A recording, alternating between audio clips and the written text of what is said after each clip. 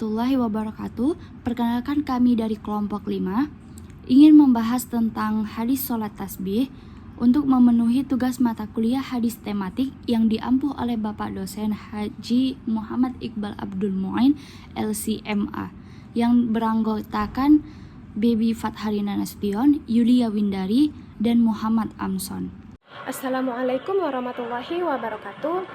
Perkenalkan, saya Yulia Windari. Di sini saya akan membacakan hadis tentang sholat tasbih. Bismillahirrahmanirrahim. Ya Abbas ya Ammah, ala u'tika ala amnahuka, ala ahbuka ala af'alu bika asyara khisalin idza anta fa'alta dzalika ghafarallahu laka dzambaka awwalahu wa akhirahu qadimahu wa hadithahu khata'ahu wa amdahu saghirah wa kabirahu sirrahu wa alaniyatahu asyara khisalin an tusalli arba'a raka'atin takra'u fi kulli raka'atin fatihatal kitab wa suratan fa idza faragta minal qira'ah fi awwali raka'atin wa anta qa'imun qulta subhanallah walhamdulillah wa la ilaha illallah wallahu akbar khamsa asyarata marwah thumma tarka'u fatakuluha wa anta raki'un asyran thumma tarfa'u ra'saka minar ruku'i fatakuluha asyran thumma tahwi sajidan fatakuluha wa anta sajidun asyran thumma tarfa'u ra'saka minas sujudi fatakuluha asyran thumma tasjudu fatakuluha asyran thumma tarfa'u ra'saka fatakuluha asyran fadzalika khamsun wa sab'una fi kulli raka'atin taf'alu dzalika fi arba'i raka'atin in istata'ta an tusalliyaha fi kulli yawm marratan faf'al fa illam taf'al fa fi kulli jumu'atin marrah fa illam taf'al fa fi kulli syahrin marrah fa illam taf'al fa fi kulli sanatin marrah fa illam taf'al fa fi umrika marrah. Adapun terjemahan dari hadis tersebut adalah, wahai Abbas, wahai pamanku, sukakah paman aku beri, aku karuniai, aku beri hadiah istimewa, aku ajari 10 macam kebaikan yang dapat menghapus 10 macam dosa? Jika paman mengerjakan hal itu, maka Allah akan mengampuni dosa-dosa paman, baik yang awal dan yang akhir, baik yang telah lalu atau yang akan datang, yang disengaja ataupun tidak, yang kecil maupun yang besar, yang samar-samar maupun yang terang-terangan. 10 macam kebaikan itu ialah, paman mengerjakan sholat 4 rakaat, dan setiap rakaat membaca Al-Fatihah dan surat. Apabila selesai membaca itu, dalam rakaat pertama dan masih berdiri, bacalah Subhanallah walhamdulillah wa la ilaha illallah wallahu akbar. Maha suci Allah, segala puji bagi Allah, tidak ada ilah selain Allah, dan Allah maha besar. Sebanyak 15 kali, lalu ruku, dan dalam ruku membaca bacaan seperti itu sebanyak 10 kali, kemudian mengangkat kepala dari ruku atau iktidal, juga membaca seperti itu sebanyak 10 kali, lalu sujud juga membaca 10 kali, setelah itu mengangkat kepala dari sujud ataupun duduk di antara dua sujud, juga membaca 10 kali, lalu sujud juga membaca 10 kali, kemudian mengangkat kepala dan membaca 10 kali. Salim bin Abdul Jad jumlahnya ada 75 kali dalam setiap rakaat. Paman dapat melakukannya dalam 4 rakaat. Jika paman sanggup mengerjakannya sekali dalam sehari, kerjakanlah. Jika tidak mampu, kerjakanlah setiap Jumat. Jika tidak mampu, kerjakanlah setiap bulan. Jika tidak mampu, kerjakanlah setiap setahun sekali. Dan jika masih tidak mampu, kerjakanlah sekali dalam seumur hidup. Hadis riwayat Abu Daud nomor 1297.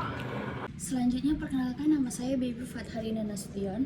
Di sini saya akan membacakan hadis tentang sholat tasbih. Bismillahirrahmanirrahim.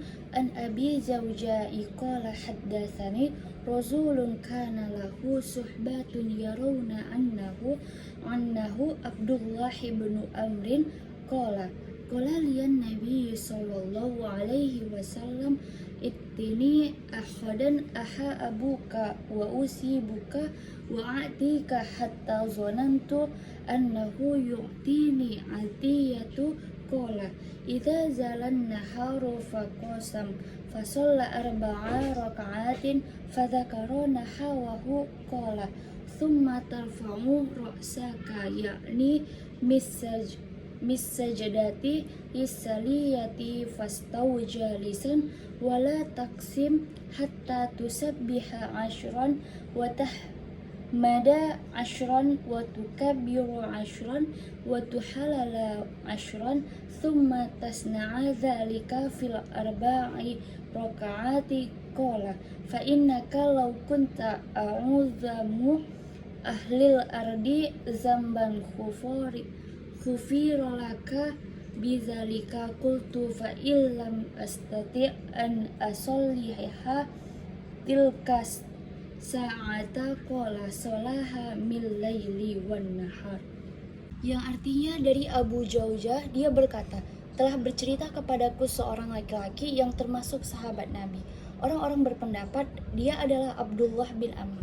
Dia berkata, Nabi Shallallahu Alaihi Wasallam bersabda kepadaku, datanglah kepadaku besok pagi, aku akan memberimu hadiah, aku akan memberimu kebaikan, aku akan memberimu sehingga aku menyangka bahwa beliau akan memberiku sesuatu pemberian.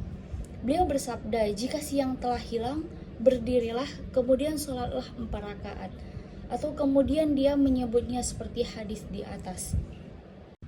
Beliau bersabda, kemudian engkau angkat kepalamu, yaitu dari sujud kedua, lalu duduklah dengan sempurna. Dan janganlah kamu berdiri sampai engkau bertasbih 10 kali, bertahmid 10 kali, bertakbir 10 kali, dan bertahlil 10 kali. Kemudian engkau lakukan itu dalam 4 rakaat. Sesungguhnya jika engkau adalah penduduk bumi yang paling besar dosanya, engkau diampuni dengan sebab itu. Aku berkata, jika aku tidak mampu melakukannya pada saat itu, beliau menjawab, sholatlah di waktu malam dan siang. Hadis riwayat Abu Daud.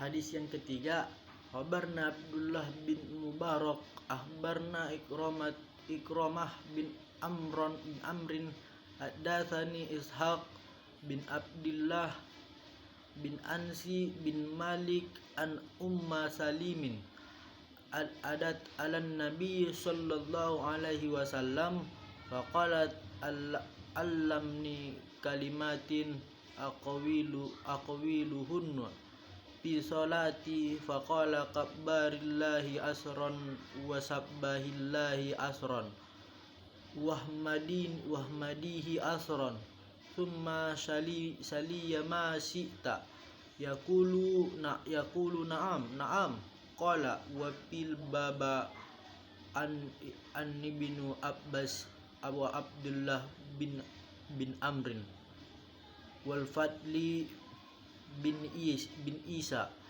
hadis ansin hadis hasan gharib wa qadarawi an Nabi sallallahu alaihi wasallam fi salat tasbih wala yasihu minhu kabirun sayin wa qadara ra'ai ibnul Malik ibnu Mubarak wa ghaira wahidin min ahlil ilmi salatal mubarak an sallatil lati yusabbahu fiha wa qala yukabbaru thumma yaqulu subhanakallahu wa bihamdika wa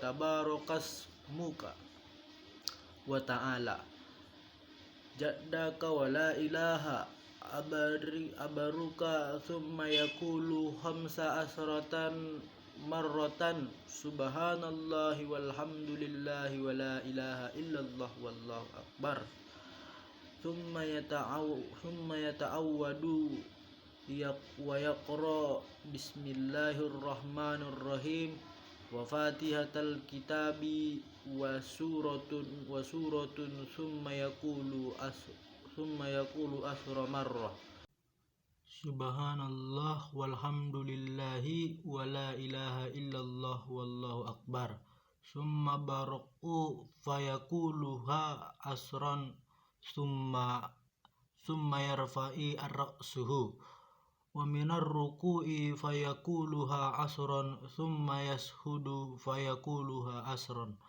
thumma yarfa'u ra'isahu fayaquluha asran thumma yasjudu saniyah fayaquluha asran yusalla arba'a raka'atin ala hada fadzalika khamsan wa sab'una tasbihatan fi kulli raka'atin yaba'u fi kulli raka'atin bi khamsa asratan tasbihatan thumma yaqra'u thumma yusabbahu asran fa inna shalla laila fa ahabbu ilayya an yusallama fi rak'ataini wa in shalla naharan fa in sa'a sallama wa in sa'a lam yusallama qala Abu Wahbin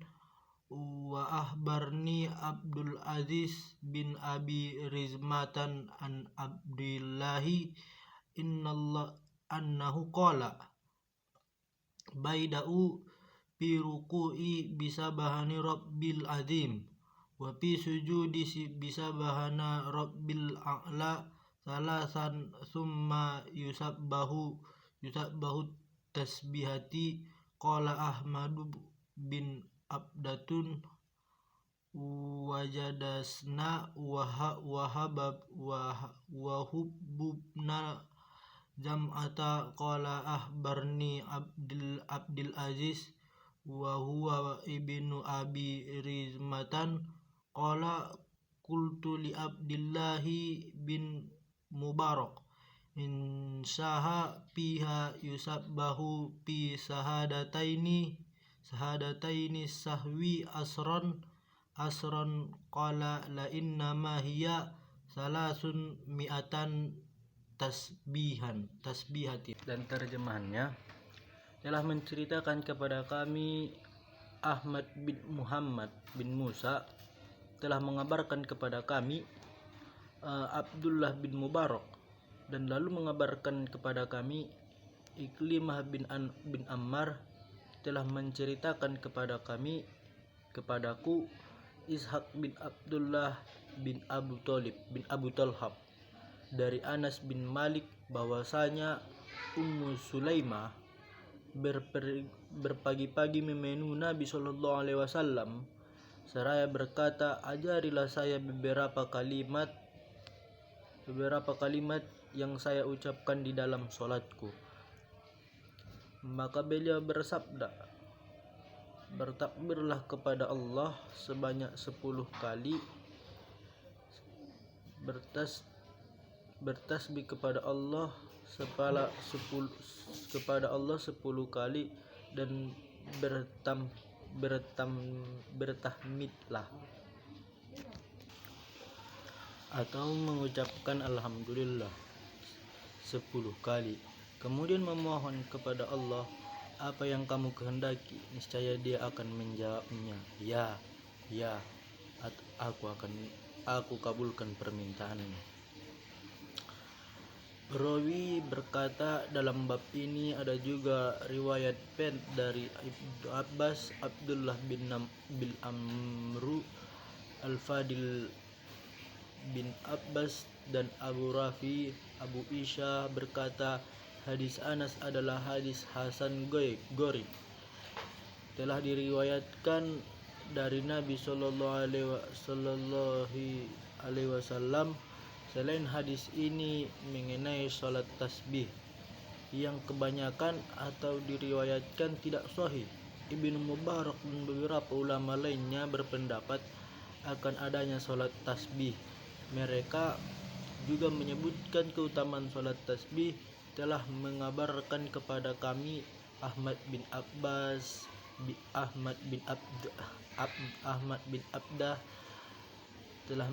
telah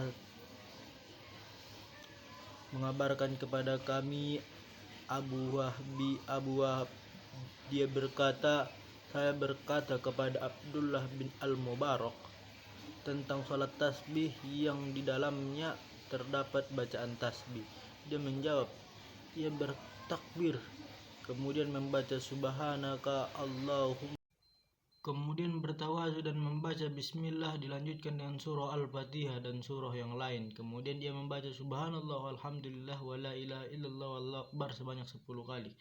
Kemudian ruku dan membaca kalimat itu 10 kali, lalu mengangkat kepala dan dari ruku dengan membaca kalimat tersebut 10 kali. Kemudian sujud dengan membaca kalimat tersebut 10 kali. Lalu kedua kali dengan membaca kalimat tersebut 10 kali. Ia melakukan seperti itu sebanyak 4 rakaat, yang setiap rakaatnya membaca tasbih sebanyak 75 kali. Sesudahnya serta membaca tasbih 10 kali 10 kali. Jika ia sholat malam, maka yang lebih disenangi dalam salam dan setiap 2 rakaatnya. Jika ia sering di siang hari, maka ia boleh salam di rakaat kedua atau tidak. Abu Wahab berkata, telah mengabarkan kepadaku Abdul Aziz bin Abu Risbah dan Abdullah bahwa dia berkata, sewaktu ruku hendak dimulai dengan bacaan subhanallah subhana rabbiyal azim. Begitu juga waktu sujud hendaknya dimulai dengan bacaan subhanallah rabbiyal a'la sebanyak 3 kali. Kemudian membaca tasbih beberapa kali bacaan. Ahmad bin Abdah berkata, telah mengabarkan kepada kami Wahb bin Zamah, dia berkata, saya bertanya kepada Abdullah bin Mubarak, jika sesudah lupa atau waktu dirmah, dia berkata, waktu mengerjakan salat tasbih, apakah ia harus membaca tasbih pada 2 sujud sahwi sebanyak 10 kali atau 10 kali? Dia menjawab tidak, hanya semua bacaan tasbih pada salat tasbih ada 300 kali. Hadis riwayat Tirmizi nomor 443. Masuk kepada kualitas hadis sholat tasbih. Pendapat pertama yang menyatakan bahwa hadis-hadis sholat tasbih dapat dijadikan hujjah ataupun yang tercakup di dalamnya hadis sahih dan hasan dan dapat diamalkan. Dan pendapat kedua yang menyatakan bahwa hadis-hadis sholat tasbih tidak dapat dijadikan hujjah, yang tercakup di dalamnya hadis dhaif dengan segala jenisnya dan maudhu, dan tidak boleh diamalkan. Di antara para ulama yang berpendapat dengan pendapat pertama adalah para imam berikut: Muslim 261 Hijriah, Abu Daud 275 Hijriah, Al-Hakim 405 Hijriah, Al-Khatib Al-Baghdadi 463 Hijriah, Ibnu Salah 643 Hijriah, Al-Munziri 656 Hijriah, Muhyiddin An-Nawawi 676 Hijriah, sebagaimana dalam kitabnya Tashibul Asma wa Al-Lughah dan Al-Azkar. Adapun dalam kitabnya Al-Majmu' Syahrul Muhazzab, maka beliau An-Nawawi mendoifkannya. Jadi kesimpulan dari kualitas hadis sholat tasbih adalah sahih lil khairi, yaitu sehingga dapat diamalkan. Adapun para ulama mendoifkannya atau menyatakan bahwa hadis sholat tasbih adalah palsu karena tidak mendapatkan hadis yang kuat sanadnya. Tetapi hal ini bukan berarti seluruh sanad hadis sholat tasbih tidak sahih, karena sebagiannya yang berderajat hasan kemudian dikuatkan jalan lainnya sehingga meningkatkan menjadi sahih lil ghairi. Wallahu a'lam. Kandungan hadis yang pertama diceritakan kepada Abbas bahwasanya terdiri hadis istimewa, 10 macam kebaikan yang dapat menghapus 10 macam dosa. Kebaikan itu adalah mengerjakan sholat 4 rakaat dan di setiap rakaatnya membaca surah. Di dalam rakaat itu membaca kalimat tasbih subhanallah walhamdulillah wa la ilaha illallah wallahu akbar sebanyak 15 kali. Jika sanggup mengerjakan setiap hari, kerjakanlah. Jika tidak sanggup, kerjakan setiap Jumat. Jika tidak mampu, kerjakanlah setiap bulan. Jika tidak mampu, kerjakanlah setahun sekali. Dan jika masih tidak mampu, kerjakanlah sekali dalam seumur hidup. Kandungan hadis yang kedua, Nabi berkata kepada sahabat Nabi Abdullah bin Amr bahwasanya Nabi akan memberikan hadiah kebaikan. Jika siang telah hilang, maka berdirilah dan sholat 4 rakaat. Angkat kepalamu dari sujud kedua dan jangan berdiri sampai bertasbih 10 kali, bertahmid 10 kali, bertakbir 10 kali, dan bertahlil 10 kali.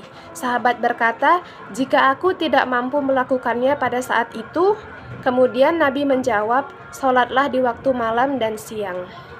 Selanjutnya, isi kandungan dari hadis ketiga yaitu Ummu Sulaiman menemui Nabi ingin meminta untuk mengajari beberapa kalimat yang ingin diucapkan dalam sholatnya, yaitu bertakbirlah kepada Allah sebanyak 10 kali, bertasbihlah kepada Allah 10 kali, bertahmidlah mengucapkan Alhamdulillah 10 kali, kemudian memohonlah kepada Allah apa yang kamu hendaki, niscaya Dia akan menjawab permintaanmu. Dan semua bacaan tasbih dalam sholat tasbih terhitung sebanyak 300 kali dalam semua gerakan sholat.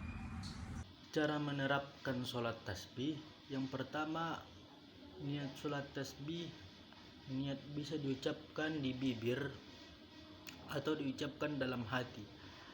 Adapun niatnya adalah sebagai berikut: sholli sunnatan tasbih arba'a raka'atin lillahi ta'ala. Dan yang kedua, takbiratul ihram, seperti takbiratul ihram pada sholat fardu. Dan yang ketiga, membaca doa iftitah dan membaca surah Al-Fatihah. Dan yang keempat, membaca ayat atau surah pendek Al-Quran. Yang kelima, membaca bacaan tasbih sebanyak 15 kali. Adapun bacaannya adalah sebagai berikut: Subhanallah walhamdulillah wa la ilaha illallah wallahu akbar. Yang keenam, ruku dan membaca bacaan ruku dilanjut dengan membaca tasbih 10 kali. Yang ketujuh, iktidal dilanjutkan dengan membaca tasbih 10 kali. Yang kedelapan, sujud dilanjut dengan membaca tasbih 10 kali. Yang kesembilan, duduk di antara 2 sujud dilanjut dengan membaca tasbih 10 kali. Yang ke-10, sujud kedua dilanjut dengan membaca tasbih sebanyak 10 kali. Dan yang ke-11, duduk sejenak setelah sujud sambil membaca tasbih 10 kali, lalu dilanjutkan untuk melanjutkan rakaat kedua dan selanjutnya.